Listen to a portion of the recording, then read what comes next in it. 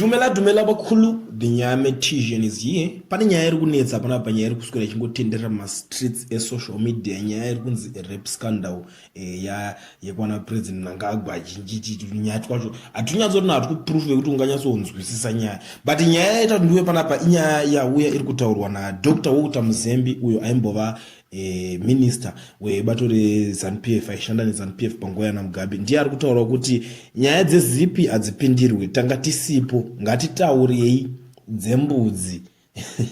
dzakaitwa tichiona statement rabuditsa iri rinoreva zvakawanda tikada kunyatso kuita deep naro nekuti panapa nyaya iripo ndekuti pakubuda tumwe tunyaya tokuti alright isusu hatuna zvatinokwanisa kutibatsira ndo zvandiri kunyatsoongorora zvitaura pastatement iri kuti nyaya dzatiri kutaura idzika hadzina zvadzinotibatsira but tikataura zvemari yenyika inoita kuti tiende kumberi ine zvainokwanisa kunyazotibatsira ndo imwe nyaya iri kutaurwa kuti dzimwe nyaya dziri kutaura mamwe marumanzi ese ari kutaurwa aya ndeye kuda kushifta kuti tishifte focus tikanganwe zvimwe zvinhu zvine basa mamboti shosho angadaro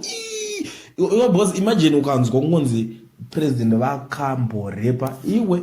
wega kana unga nedzimwe nyaya dzongofunga musoro mako kana unga nezvimwe zvongofunga da kuita unombokanganwa unomboti zvakaitika sei mozonotresa nyaya yacho mubva manoti haina nyaya tungori tunyaya tusina basa rese tusina proof waona but nyaya munenge matokanganwa dzimwe nyaya dzatodarika kana kuti pane mamwe madhira anenge achida kutorohwa mobva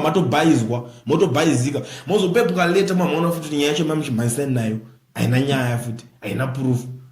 ndo nyaya ndiri kuona zvangu panyaya iri kutaurwa amen munyi munoona sei